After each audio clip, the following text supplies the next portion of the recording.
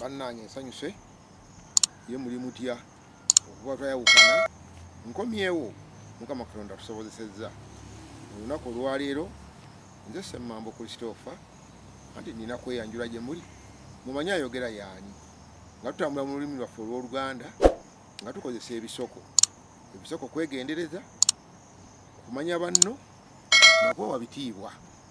Ekisoko ky'olwaleero kiyitibwa okuttaaganaaga.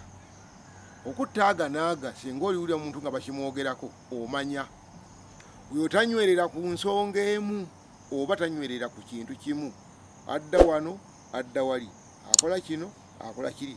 Bw'oba okitunuulidde ennyo n'okyegendereza kitegeeza teyeesigika.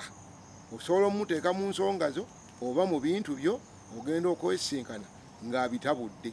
Kati entabula gy'aba abitabuddemu kwega nti gundi oyagala omusembeza naye attaaganaaga kitegeeza teyeesigika, tanywerera ku nsonga emu. Ekisoko ekyo kiwulidde mu Luganda bwe kikuwa amakulu n'osobola okuba nga weetaasaako ebinaakulumba nga totegedde. Neyanzizza neyanzeege, nze Ssemambo Christopher, tusisinkana ate omulundi ogujja.